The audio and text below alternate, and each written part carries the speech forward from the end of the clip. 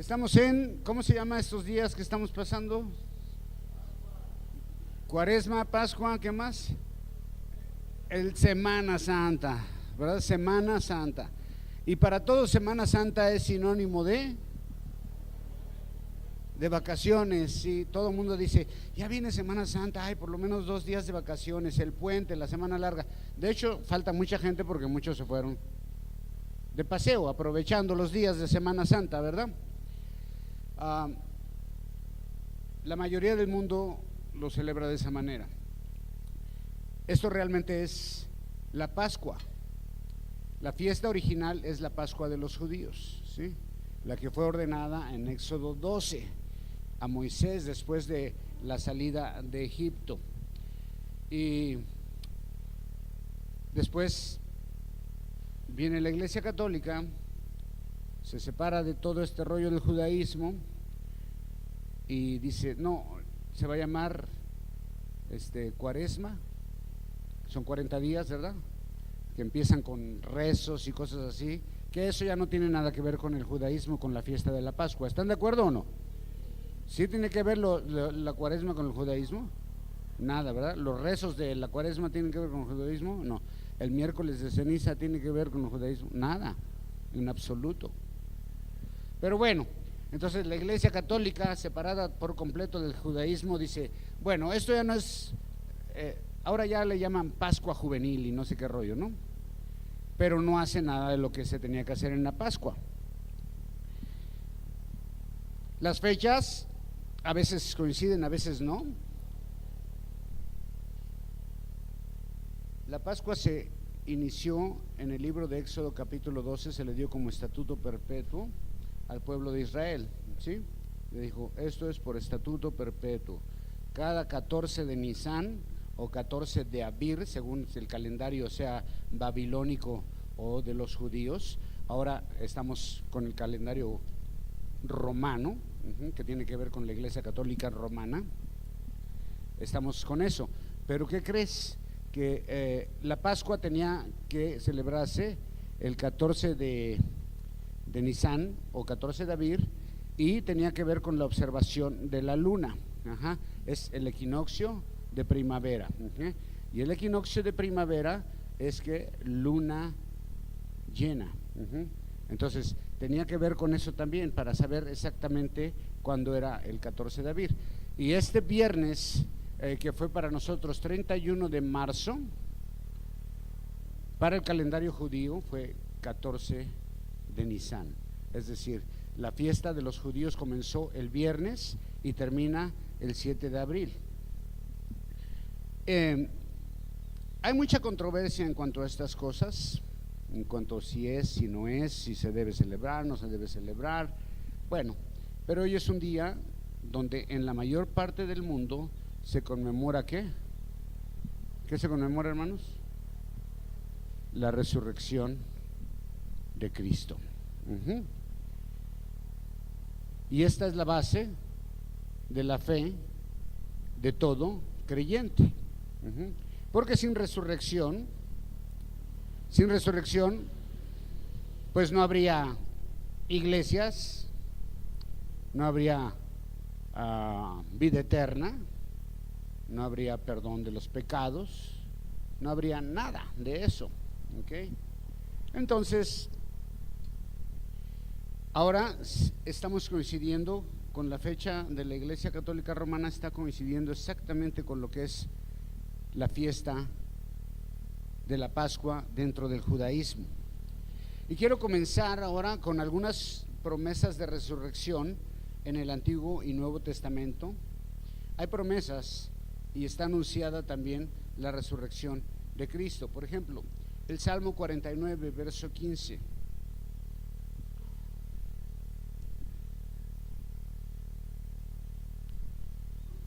Salmo 49, verso 15 dice, ¿qué dice? Ciertamente Dios rescatará mi vida de la mano de la sepultura cuando me tomara. O sea, ahí hay una promesa de resurrección, de no permanecer en la sepultura. Salmo 71, vaya al 71 ahora. verso 20.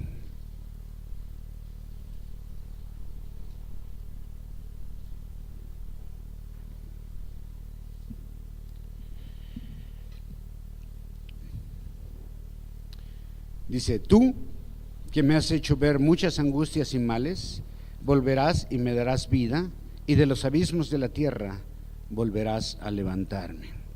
Así es de que aquí tenemos dos citas en el Antiguo Testamento que deja ver entre líneas la promesa de la vida eterna para los hijos de Dios. Vamos a orar. Señor, gracias te damos esta mañana, Padre, por tu palabra. Señor, por el hecho de la resurrección. Damos gracias, Padre, porque en ella podemos basar nuestra fe y saber que a través de esto podemos encontrar, Señor, cumplida la promesa de la vida eterna. En el nombre de Jesús. Amén. En el Nuevo Testamento, Juan capítulo 5, verso 25. Voy a leer unas citas ahora del Nuevo Testamento. Juan capítulo 5, verso 25, dice: de cierto os digo, vendrá hora, y ahora es, cuando los muertos oirán la voz del Hijo de Dios, y los que le oyeren, ¿qué dice? Vivirán. Y los que le oyeren, vivirán. Hermosa promesa, ¿no? Hermosa promesa.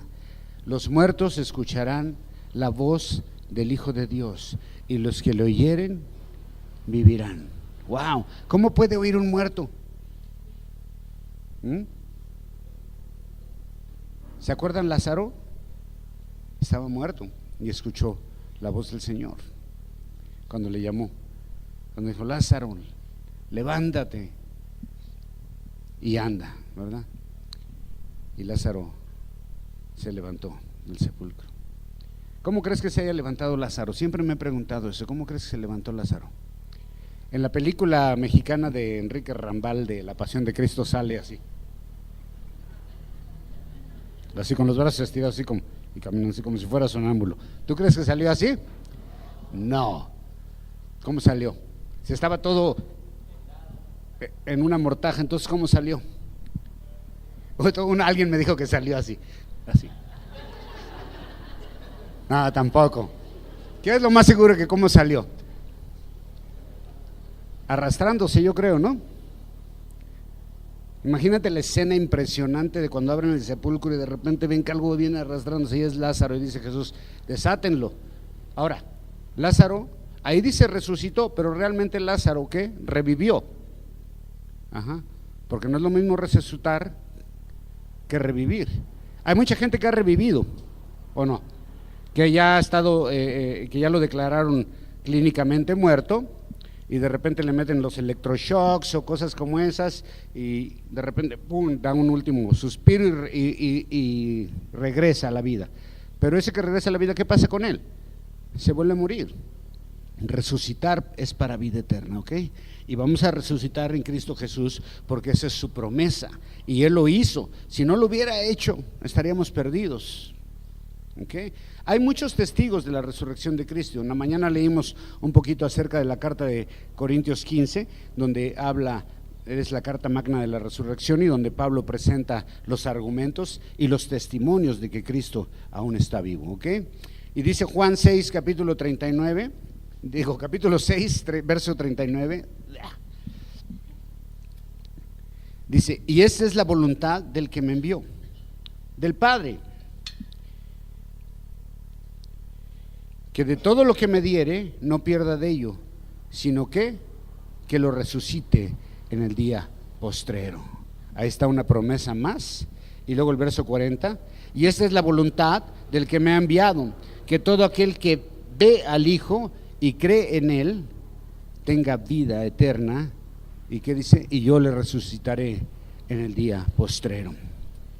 Una última cita, Segunda de Corintios, capítulo 4, verso 14. Estando ciertos que el que levantó al Señor Jesús, a nosotros también nos levantará por Jesús y nos pondrá con vosotros. Todas estas son escrituras que nos dejan ver una promesa segura de una resurrección y de vida eterna. Y como ya dije, no es lo mismo resucitar que revivir. La resurrección va más allá de revivir. Es una promesa de vida eterna y, como lo he dicho en otras ocasiones, ¿qué es la eternidad? ¿Qué es la eternidad? La eternidad es un lugar donde el tiempo, ¿qué? No existe. No existe. Somos esclavos del tiempo a veces, ¿no?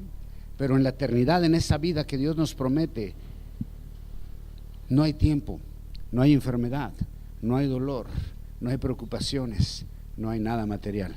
Vamos a estar en la presencia de Dios.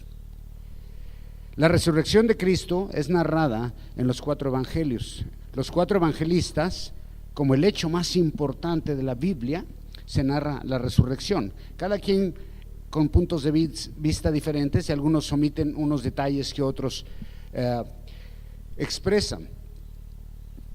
Pero también la resurrección de Cristo no solo está en los 4 evangelios, fue anunciada desde el Antiguo Testamento. Y el Salmo 16, por ejemplo, Salmo 16, versículo 10, ahora le quiero cambiar el nombre al versículo por capítulo.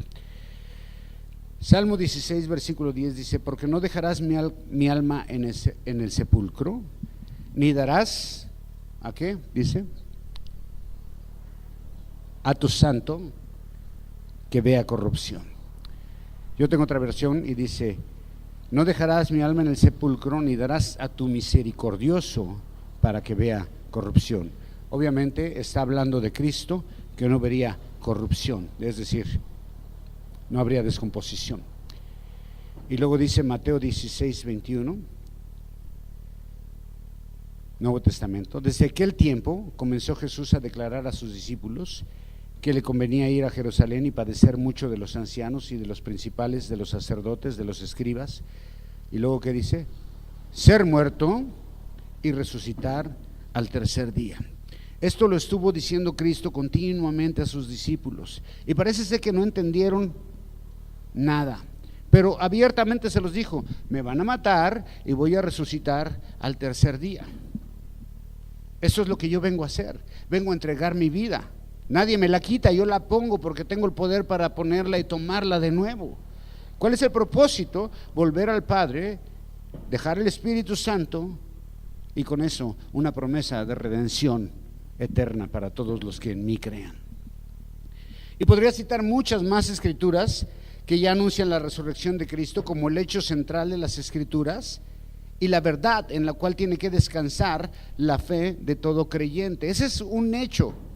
Debemos de tenerlo siempre presente, pero hablamos poco de la resurrección, hablamos de muchas cosas, poco de la resurrección de Cristo, y esa es la base de nuestra fe. Sin resurrección no existiría nada, todo lo que haríamos sería en vano, como dice en Corintios 15, dice: seríamos los más miserables de todos. Y si Cristo no resucitó, pues entonces vamos a comer, a beber y a darle vuelo a la hilacha, porque entonces seríamos los más miserables creyendo en una mentira. Dicen los apóstoles, Pablo dice: pero ¿por qué arriesgaríamos nuestras vidas por una mentira? ¿Por qué sufriríamos y padeceríamos todo lo que estamos padeciendo a causa de una mentira? Y luego dice: él apareció a los 2 apóstoles, después a los otros 12, después a más de 500 lo vieron vivo. Y algunos que lo vieron vivo, dice Pablo, aún viven. Pregúntenles a ellos, hay evidencias de que Cristo resucitó.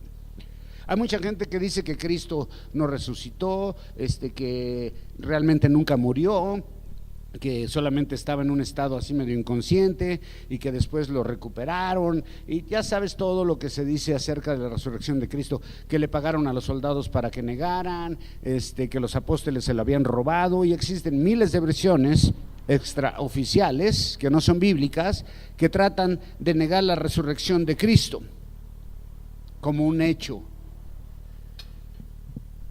Podríamos citar muchísimas más escrituras que anuncian la resurrección de Cristo, pero hoy vamos a recordar los hechos de la resurrección según el Evangelio de Juan. Así es de que acompáñeme al Evangelio de Juan y sitúese en la resurrección de Cristo, que es el capítulo, ¿qué? ¿Quién lo tiene?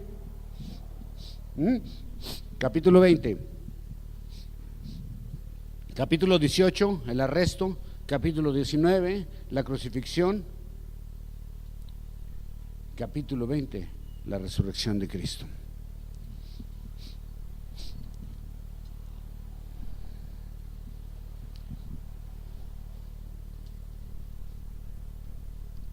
¿Están ahí? Ok, verso 20, del 1 al 10 para empezar. El primer día de la semana, María Magdalena fue de mañana, siendo aún oscuro, al sepulcro y vio quitada la piedra del sepulcro.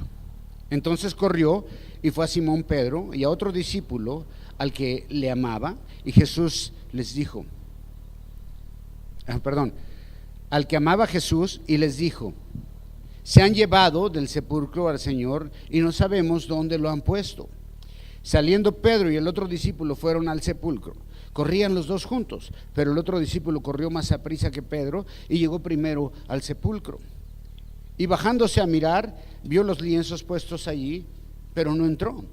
Luego Simón Pedro tras él entró en el sepulcro y vio los lienzos puestos allí, y el sudario que había estado sobre la cabeza de Jesús no puesto con los lienzos, sino enrollado en un lugar aparte. Entonces entró también otro discípulo, el otro discípulo que había venido primero al sepulcro, y vio y creyó, porque aún no habían entendido la escritura, que era necesario que él resucitara de los muertos, y volvieron los discípulos a los suyos. Esto está increíble. El primer día de la semana. ¿Cuál es el primer día de la semana para ellos? Domingo.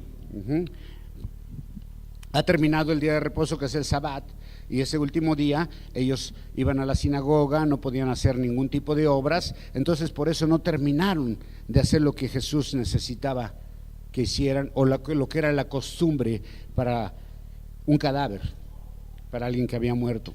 Al amanecer, una mujer que amaba profundamente a Jesús, está enamorada de Jesús en su corazón profundamente, a la que la Biblia menciona que es la mujer a quien Jesús expulsó 7 demonios. ¿Okay? Y esta mujer se integró al grupo de Jesús después de este acto de liberación de Jesús. Muchos se han confundido y dicen que era la que se dedicaba a la prostitución y cosas como esas, pero realmente, si tú ves la Biblia, no dice eso acerca de esta mujer. En cuanto amanece, ya terminó el día de observación del Sabbat, sale aún en la oscuridad. Quiero que te imagines la escena, ¿no? Esta mujer, me imagino que no durmió toda la noche y estaba esperando solamente a que terminara el Sabbat para salir corriendo a la tumba de Jesús. Sale en la oscuridad para ir a la tumba del Maestro. ¿Y qué quiere hacer ahí ella? ¿Qué es lo que te imaginas que quiere hacer? ¿Mover la piedra? ¿Sacar a Jesús? No puedes, es una piedra muy grande para moverla. Se necesitaría ser la Mujer Maravilla para poder moverla. Entonces, ¿qué quiere ir a hacer ahí? Yo pienso que seguramente quiere ir a llorar. Ella no podía hacer nada sola, una piedra muy grande, la cual no podía mover. Pero al llegar se encuentra una gran sorpresa.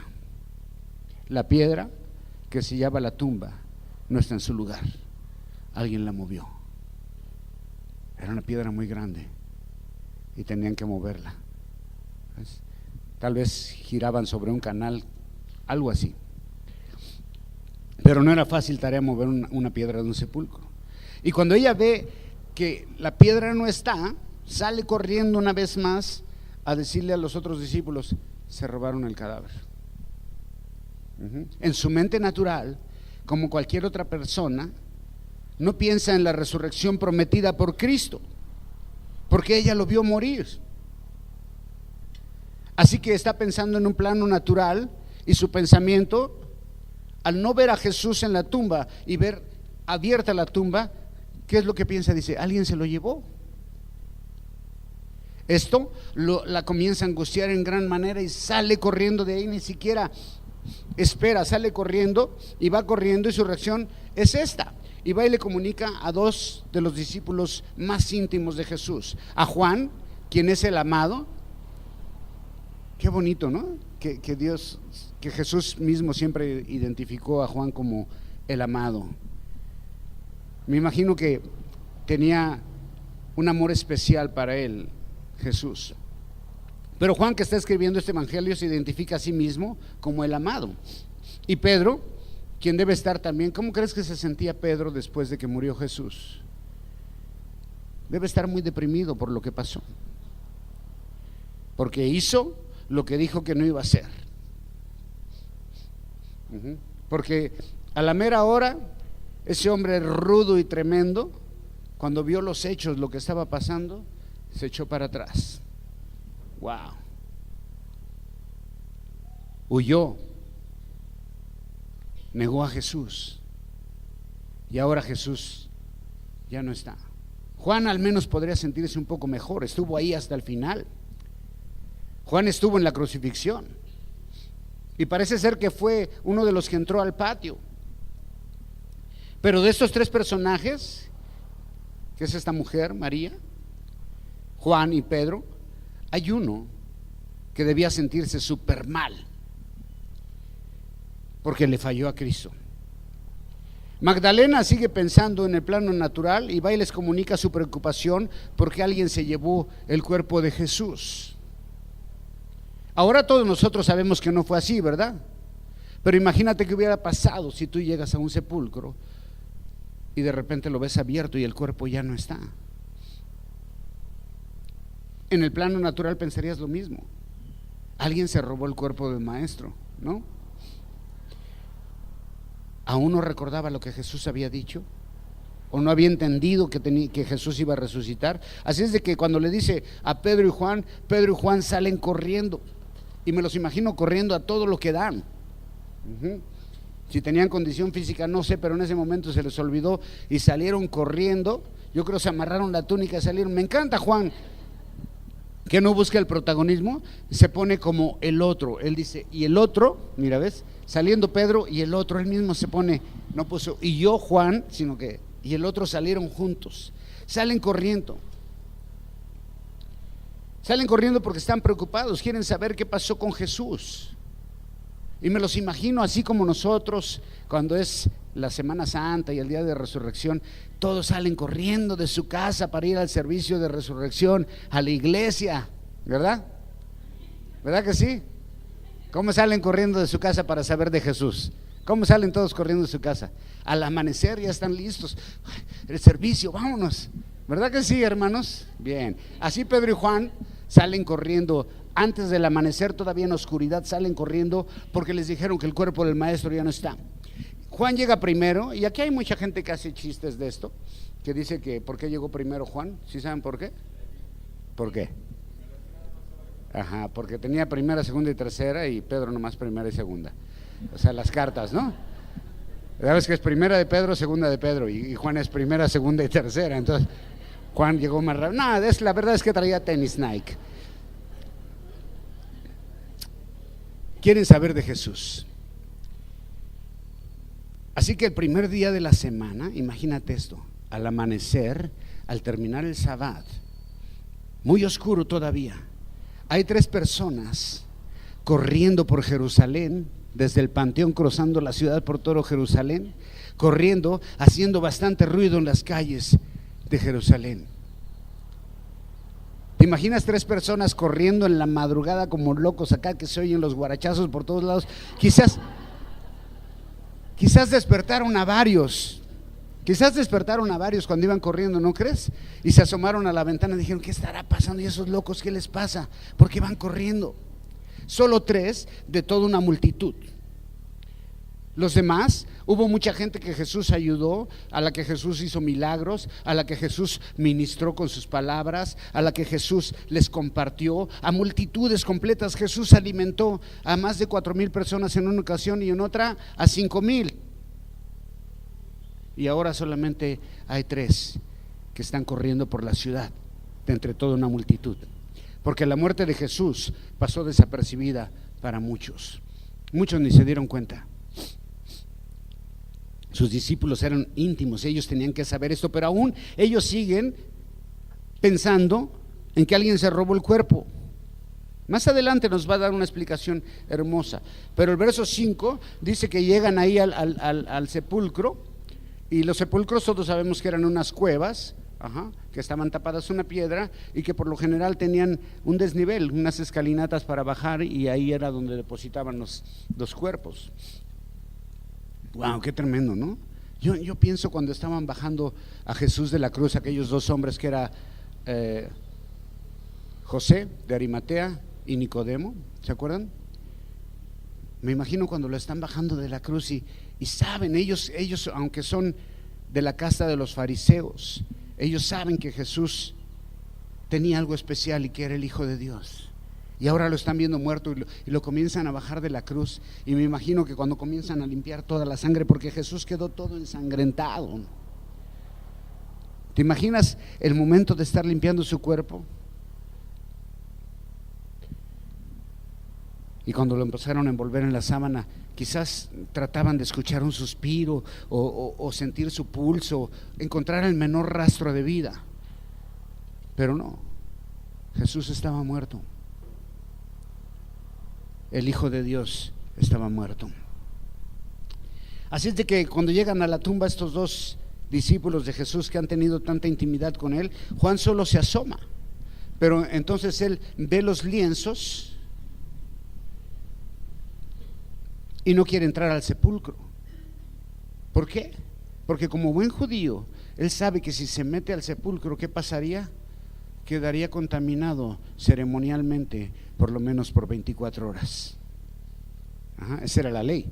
Cualquiera que estuviera en contacto con un cadáver o con las tumbas. De hecho, durante la Pascua, por eso Jesús les dice una vez a los fariseos: sepulcros blanqueados. ¿Sabes por qué? Porque durante la Pascua todos los sepulcros los pintaban de blanco, para que nadie accidentalmente fuera a rozar un sepulcro,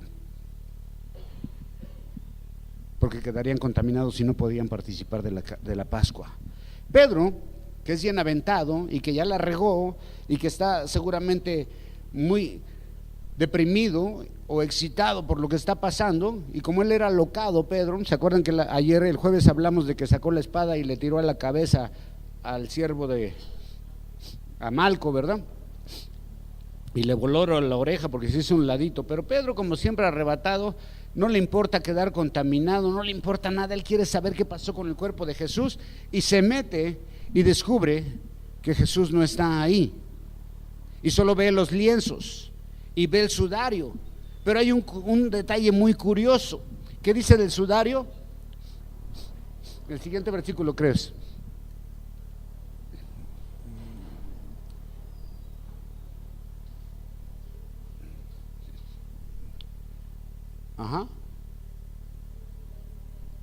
El sudario estaba ¿qué? Enrollado en un lugar aparte.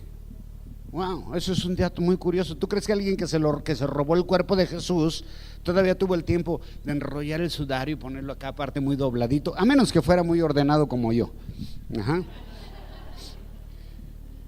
¿Cuántos se levantan y tienden su cama? ¿Qué es lo primero que hace? ¿Cuántos se levantan y tienden su cama primerito que nada? Sí, felicidades. Eso quiere decir que son gente ordenada, ¿verdad que sí? Y eso dice mucho de ti, ¿eh? También dice la manera en que piensas y la manera en que tomas decisiones, de verdad. No lo crea, pero de verdad. Pedro, como es muy alocado, se adelanta y ve que el sudario está enrollado aparte. Y aquí parece que Jesús se levantó como cualquier día común, y lo primero que hizo fue tender su cama. Wow. Para Jesús era algo, para Jesús fue un día como cualquier otro. Él tenía el poder para tomar la vida, y se levantó de la muerte como si se hubiera levantado de un sueño, y lo primero que hizo fue enrollar su cama, la dejó ahí y salió. Wow, impresionante. Entra Juan después, porque ya le cae el 20. ¿Sí saben por qué decimos le cae el 20 o no? ¿Sí? ¿No saben? Porque antes los teléfonos eran de 20 centavos. Entonces echabas la moneda y hasta que no entraba la llamada caía el 20, ¡pum! Y ya tenías comunicación. Entonces a veces decías, es que no le cae el 20, y tenías que buscar otro teléfono, ¿verdad? Entonces de ahí viene esa frase, Entonces le cae el 20 a Juan. ¿Y qué dice? Que cuando ve todo esto, ¿qué pasó con él? Creyó. Entonces Juan no creía, ¿o sí creía? La pregunta es esa: ¿creía o no creía?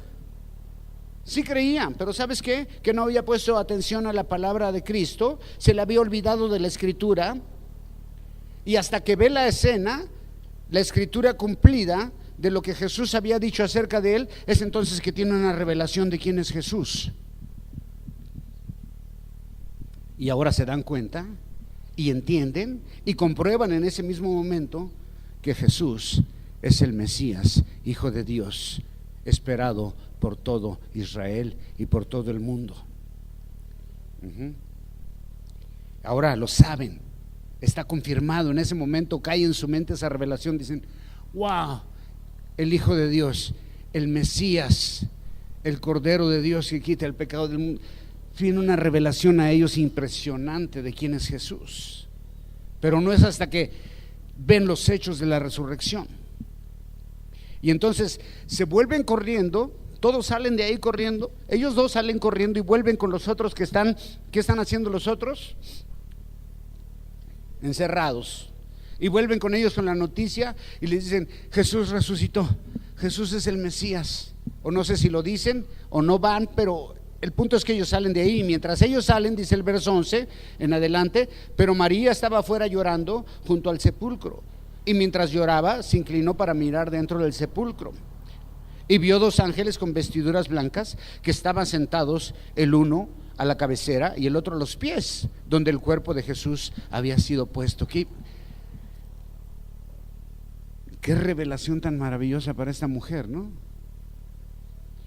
Se asoma a la tumba y ella ya no pone énfasis en los lienzos, sino que para ella la visión es diferente. Hay dos ángeles, uno en la cabecera y otro en los pies. ¡Wow! Impresionante, hermano. Y le dijeron: mujer, y le hablan, y le hablan en su idioma, para que no me digan que eso de biri, biri, es lenguas angélicas, Nel. Le hablan en su idioma, ¿ok? Y le dicen: ¿por qué estás llorando? Y ella dice: porque se llevaron a mi Señor y no sé dónde lo han puesto. Cuando había dicho esto, se volvió y vio a Jesús que estaba allí, mas no sabía que era Jesús. ¡Wow! Esto es increíble. Y Jesús le dijo: mujer, le hace una pregunta: ¿por qué lloras? ¿A quién buscas? Ella, pensando que era el hortelano, el que cuida el jardín, le dijo: Señor, si tú te lo llevaste, dime dónde lo has puesto y yo me lo llevo. Qué amor, ¿no? O sea, dime dónde está. Tú lo tienes, dámelo, yo me lo llevo. Y Jesús le dijo, esto es increíble, y Jesús le dijo: María. Y ella, volviéndose, le dice: Raboni, o rabino, que quiere decir maestro. Jesús le dijo: no me toques, porque aún no he subido a mi Padre, mas ve a mis hermanos y diles: subo a mi Padre y a vuestro Padre, a mi Dios y a vuestro Dios. Y entonces María Magdalena, para dar a los discípulos las nuevas de que había visto al Señor y que Él le había dicho estas cosas. Wow. Ella sale de ahí a buscar a los demás. ¿Okay? María está llorando, aún no entiende lo que pasó. Ve en el sepulcro, pero ella tiene una visión diferente. Como ya dije, dos ángeles se comunican con ella, le preguntan la causa de sus lágrimas. Ella revela que es porque no sabe dónde llevaron el cuerpo de Jesús. O sea que no ha entendido.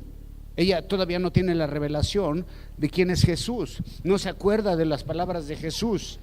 Jesús estaba ahí mismo. Y el mismo Jesús se acerca y de una manera maravillosa le habla a ella. Y yo digo, ¿qué estaba haciendo Jesús ahí? ¿Que no podría haber ido al cielo? Subir al Padre y proclamar su victoria ante toda la humanidad sobre la muerte, o por lo menos en Jerusalén, presentarse a los sacerdotes y a la casa sacerdotal y decirle: estoy vivo, resucité, vencí a la muerte, soy el Hijo de Dios. O haber ido a hacer una gran fiesta en los cielos con ángeles, o a proclamarse el Rey de Reyes sobre la humanidad. Pero no, podía haber estado en cualquier lugar y hacer una gran fiesta de su victoria, pero estaba ahí esperando solamente a una persona que le amaba y que necesitaba consuelo. Dios, Jesús, siempre tiene misericordia y siempre está en el lugar indicado esperando a la persona indicada. Él le preguntó: ¿a quién buscas? Y Jesús le hace una pregunta. Ella cree que es el jardinero, todavía está en el plano natural y no puede ver que es el mismo Jesús, porque sigue pensando en Jesús como el que murió. Y hay muchas religiones y mucha gente que sigue pensando en Jesús como el que murió y no como dice la Escritura. No sé quién puso un Cristo ahí en la esquina. ¿Sí? ¿Vieron? ¿Lo vieron algunos? Parece que aquí en la casa de la esquina, entre la barda de nosotros y la casa de aquí junto, pusieron un Cristo, pero crucificado. Y solamente lo ponen en estos días, ¿no? Y las iglesias salen a pasear la cruz y hacen todo ese tipo de cosas. Y entras a las iglesias católicas y te presentan a un Cristo muerto. Y hay mucha gente que para ellos Cristo está muerto y sigue estando muerto en sus mentes y en sus corazones. Pero Cristo estaba vivo. Magdalena está pensando en eso porque ella lo vio muerto. No entiende aún. Jesús le llama por su nombre, llama su atención, y en ese momento ella abre sus ojos al escuchar la voz de Jesús. Qué maravilloso, ¿no? De repente ella piensa que es el jardinero y cuando él le habla, ¡pum!, lo ve enfrente de ella. Y dice: no me toques, aún no he subido al Padre. Y según la palabra que usa aquí, que es la palabra hapto, lo que parece que dice Jesús no es no me toques, sino es no sigas aferrada a mí, ve y di a los demás lo que estás viendo. ¿Ok? El punto es que la comunión con Jesús debería ser por fe y no física. Otros traducen las palabras de Jesús, no me toques, ¿sabes cómo lo traducen? Como no tengas miedo, aún no voy al Padre. Entonces así sería una invitación a tocarlo, porque en esta misma carta más adelante invita a Tomás a que le toque. Dice: tócame, mete tus dedos aquí. Jesús resucitó en el mismo cuerpo, no era un cuerpo diferente, estaba aún aquí, no había ido al Padre, estaba vivo. Juan escribe contra los docetas en sus cartas porque ellos decían que Jesús nunca tuvo un cuerpo real, que solamente era como una visión o algo así, pero en realidad no lo era. Jesús estaba vivo en el mismo cuerpo y da instrucciones. Y aquí tenemos, mujeres, para que no digan después: es que la Biblia es machista y que no sé qué. No. Aquí tenemos a la primera mujer, la primera portadora del Evangelio. ¿Sabes quién es? Es una mujer. La primera que sale con las noticias de la resurrección de Cristo es una mujer. No es el pastor, ni el sumo sacerdote, ni nadie, es una mujer que amaba a Jesús. Y el mensaje es: ve y diles a los demás que estoy vivo y que voy al Padre, y que voy al Padre de ustedes y al Dios de ustedes. Jesús comparte eso con ellos. Este era el mensaje. Jesús va de regreso al cielo. Y en este mismo capítulo, más adelante, ellos lo ven ascender también al cielo. Y así es, Jesús resucitó para darnos vida eterna y para regresar a su gloria.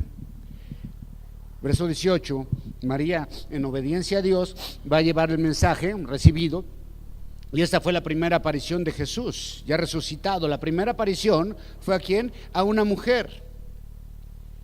que para muchos de esa época y de esta estaría descalificada como para ser la primera portadora de la gran comisión. Pero para ella, para Jesús, es la primicia, y es quien debía llevar el mensaje inicial. Wow. No fue ni Pedro, no fue Juan, no fue Judas, no fue el hermano de Jesús, Jacobo, no fue nadie, fue una mujer fuera. El mensaje era: Jesús sube al cielo, Jesús resucitó. Verso 19 en adelante. Cuando llegó la noche de aquel mismo día, el primero de la semana, ¿ves? Apenas han transcurrido unas horas, pero ya está oscuro ahora. Empezó todo al amanecer, todavía oscuro, y ahora ya está empezando a caer el sol. Estando las puertas cerradas en el lugar donde los discípulos estaban reunidos por miedo de los judíos, vino Jesús y puesto en medio le dijo: paz a vosotros. Y cuando les hubo dicho esto, les mostró las manos y el costado, y los discípulos se regocijaron viendo al Señor. Entonces Jesús les dijo otra vez: paz a vosotros.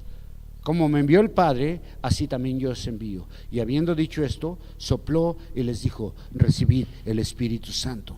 A quienes remitieres los pecados, les son remitidos, y a quienes se los retuvieres, les son retenidos. ¡Wow! Esto está impresionante.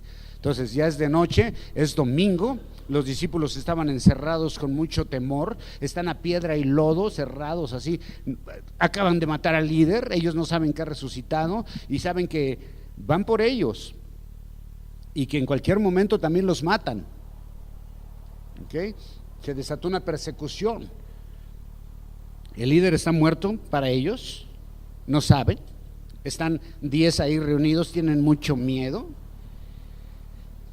no saben qué está pasando con Jesús, para ellos está muerto, pero parece que aún no se les comunica el hecho de la resurrección a los otros 10, y tienen tanto miedo que están encerrados. Jesús no estaba muerto, aunque lo habían matado como un criminal, había resucitado, y ellos pensaban: ahora qué va a ser de nosotros si mataron a nuestro líder, y era poderoso, nosotros no tenemos poder, nos van a hacer pedazos. Pero dice que de repente en esas puertas cerradas, y hace énfasis en que las puertas estaban cerradas porque parece ser que Jesús atravesó los muros. ¿Cómo lo hizo? Él es el Hijo de Dios, Él es el Todopoderoso, y aparece en medio de todos. Wow. Y aparece en medio de todos. Imagínate la escena, ¿no? O sea, están todos así bien, y aquí de repente en medio de todos Jesús. ¡Wow! Y lo primero que les dice es: paz. Porque es lo que necesitan, estar en paz. Sus mentes estaban trastornadas en ese momento. ¿En qué va a ser de nosotros? ¿En qué nos va a pasar? Porque tienen miedo. Pero aparece Jesús y solo les dice: paz. Porque Jesús siempre tiene las palabras exactas para cada uno de nosotros en cada situación. Y después les muestra el costado donde lo atravesó la lanza, y les muestra las manos. Era el mismo cuerpo, aún tenía las heridas. Y el resultado para los discípulos al ver esto fue un gozo tremendo, y ahora entienden que Jesús no está muerto, que está vivo. Y hay un cambio repentino en todo lo que está pasando ahí, de la tristeza al gozo. Y eso es lo que hace la presencia de Jesús. Eso es lo que hace la resurrección de Jesús en cada uno de sus hijos. El simple hecho de saber que Jesús resucitó debe de producir gozo en nuestras vidas en medio de cualquier situación, por difícil que sea, ¿verdad? Tenemos una promesa de vida eterna. Y no es como esta vida, ¿ves? Aunque muchos puedan decir: yo amo esta vida, yo amo más estar con Dios, y si me llama hoy, qué felicidad, ¿o no? Pero algunos todavía estamos tan aferrados a esta vida material que la promesa de vida eterna no nos produce gozo, porque queremos seguir aquí. Pero Dios tiene un tiempo para cada uno de nosotros. Así también yo los envío, dice Jesús. Ahora la gran comisión. Jesús fue enviado del Padre a dar un mensaje de vida eterna y a cumplir con una misión, y ahora ellos van a ser los portadores de este mensaje. Para Jesús había terminado su trabajo, había terminado su obra y lo había hecho perfecto, pero ahora dejaba delegados, hombres comunes, hombres temerosos, mujeres piadosas, comunes, valientes. Algunos de estos hombres hasta cierto punto eran incrédulos, pero Jesús los escoge para llevar el mensaje de salvación. A veces pensamos que Jesús solamente escoge gente muy chida no. Jesús levantó un ejército de lo vil y menospreciado para llevar el mensaje más importante de todos los tiempos a la humanidad. Hay redención de pecados, hay vida eterna en la resurrección de Cristo. Y luego el 22, un verso bastante extraño y polémico. Jesús llega y sopla y les dice: reciban el Espíritu Santo. Pero en el siguiente capítulo dice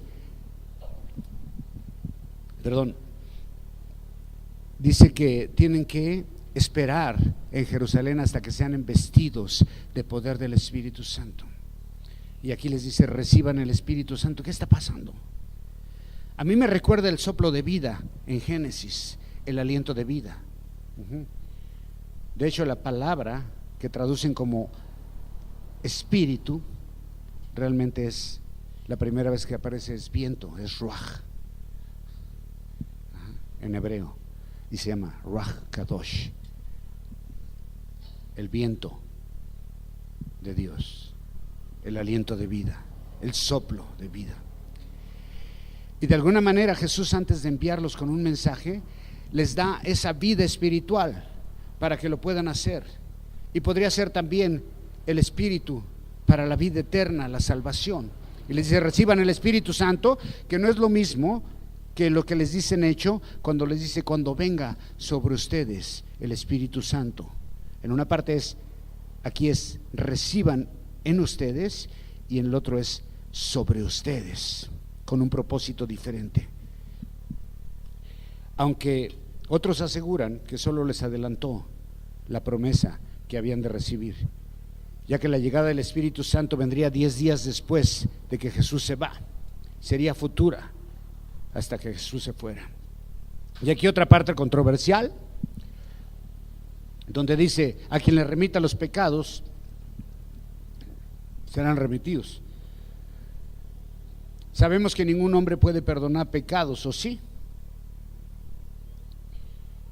Entonces lo que probablemente esté diciendo Jesús es: lleven el mensaje, y quien lo escuche y se arrepienta será perdonado, y quien no, pues no, y ya.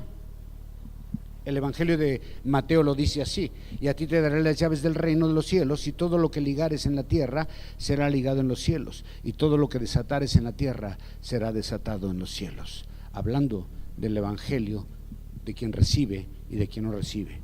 En pocas palabras, quien recibe y se arrepiente es perdonado, y quien no, pues no. Voy a terminar verso 24, 25, 26, 27, 28 y termino, no se me desespere. Pero Tomás, uno de los 12, llamado Didimo, no estaba con ellos cuando Jesús vino. Y le dijeron pues los otros discípulos: al Señor hemos visto. Y les dijo: si no viere sus manos la señal de los clavos, y metiere mi dedo en el lugar de los clavos, y metiere mi mano en su costado, no creeré. 8 días después estaban otra vez sus discípulos dentro, y con ellos Tomás. Mira nada más la misericordia de Jesús.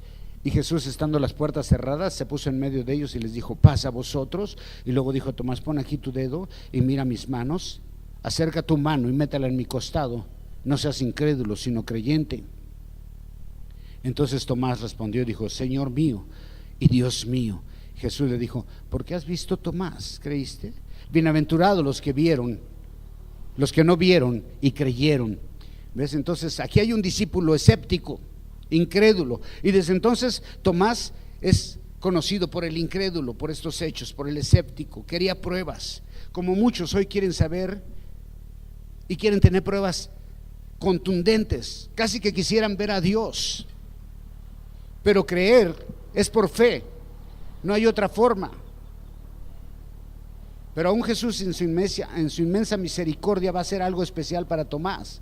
Y 8 días después se queda solamente por un hombre, que es su discípulo, y le dice: ven, están reunidos todos otra vez, encerrados todavía. Y otra vez llega Jesús con las mismas palabras: paz. Quiere hacer algo especial, y esa es la tercera manifestación. Y esto solo es por Tomás, solamente por una persona. Una vez más el saludo al estilo judío, y hace la invitación directo a Tomás y le dice: tócame, para que dejes de ser incrédulo y seas creyente. Y son las mismas palabras de Jesús hoy para nosotros. Tócame para que dejes de ser incrédulo y te conviertas en un creyente. Qué pena debió sentir Tomás cuando escuchó esto. Y Tomás le respondió: Señor mío, Dios mío, ¿por qué has visto? Es una declaración maravillosa de Jesús acerca de la fe. Dice: bienaventurados los que no vieron ni creyeron. En realidad los apóstoles, excepto Juan, ninguno vio la crucifixión. Así que es una llamada de atención para todos aquellos que no vimos ni la crucifixión ni la resurrección. Es una invitación a creer por fe la palabra de Dios, y a creer por fe que Jesús resucitó de entre los muertos para cumplir su promesa de redención en cada uno de sus hijos. Amén. Ok, todo eso sucedió durante la Pascua. Jesús muere en el momento de la Pascua, que es la fiesta de los judíos. Es una cena en donde participa la iglesia. Jesús aparece después, y en esa cena de Pascua están cenando, y dice Jesús: ¿saben qué? Ahora este memorial ya no va a ser por su liberación de Egipto, sino ahora que ustedes, cada que hagan la Pascua, la van a hacer un memorial en mi nombre. Parte el pan, dice: este es mi cuerpo. Toma el vino, dice: esta es mi sangre. Y la manera de hacerlo es en esa forma. Esta semana también termina para la Iglesia Católica con la Eucaristía, pero como hoy no tenemos otra forma de hacerlo nosotros en esta mañana, y yo quiero que hagamos un memorial en forma de para recordar la muerte y resurrección de Jesús, vamos a tomar la comunión a la manera de la Iglesia Católica, si quieres así verlo, porque esta no es realmente la Pascua, pero vamos a hacerlo porque hoy no tenemos otra forma de hacerlo en este día, ¿sí? Y vamos a hacer un memorial, y vamos a tomar tiempo para reflexionar en el sacrificio de Cristo y en su liberación del pecado. Ya no es el éxodo, ahora es libertad del pecado. ¿Ok? ¿Sí? Póngase de pie. Van a pasar a repartir. Tome una.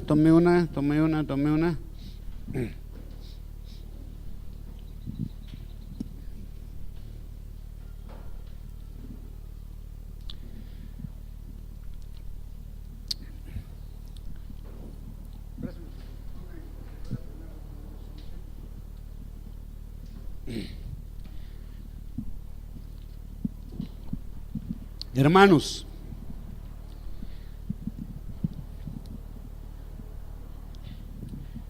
la comunión con Jesús es por fe.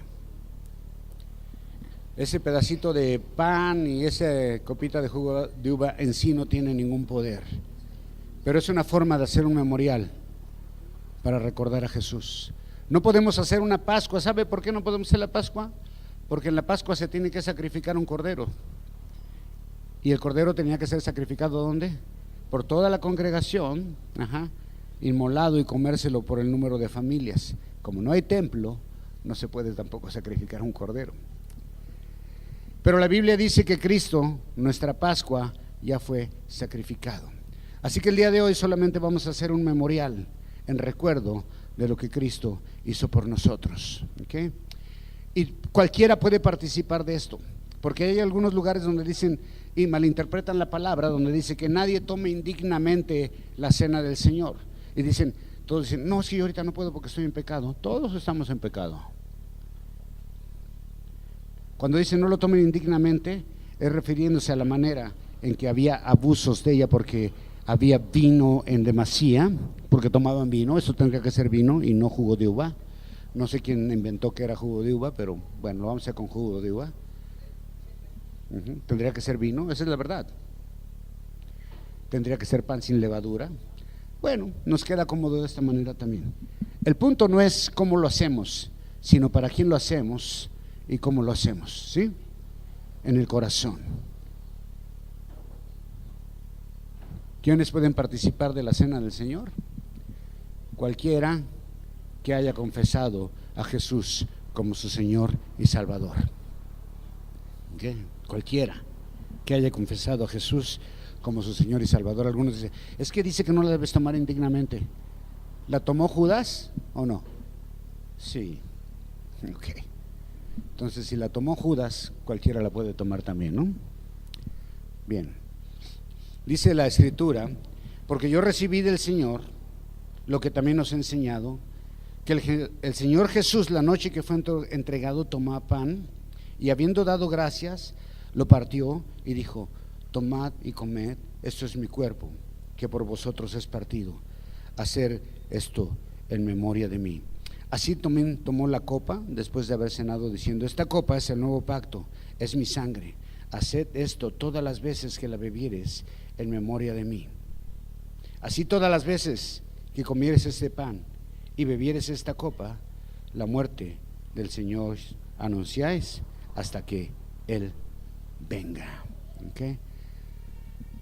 Vamos a hacer un poco de introspección en nuestras vidas. Padre, te damos gracias, Señor, por tu sacrificio, y te pedimos, Padre, que tú, Señor, sigas dándonos, Señor, misericordia y gracia, Señor, la fe necesaria para creer en ti y no desviarnos, Señor. Gracias, Señor, por tu obra en la cruz, Señor, porque aún, Señor, siendo pecadores, Señor, tú te diste por nosotros y derramaste hasta la última gota de sangre. Puede comer el pan, hermano. Este es el cuerpo, Señor.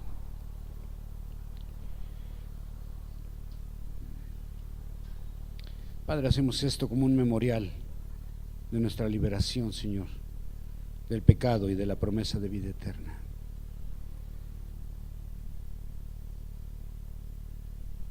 Vamos a beber la copa, la sangre de Cristo.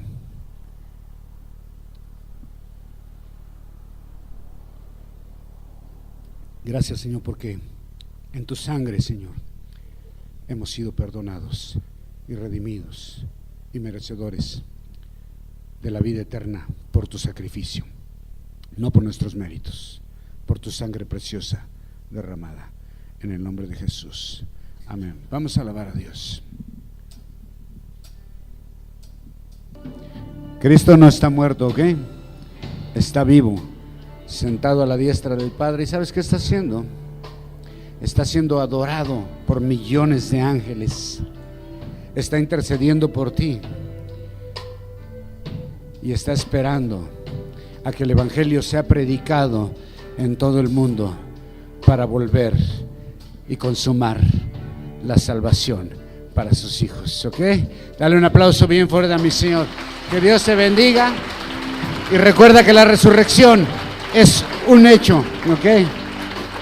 Y Cristo resucitó para que tengas vida eterna en el nombre de Jesús. Amén. Que Dios los bendiga a todos.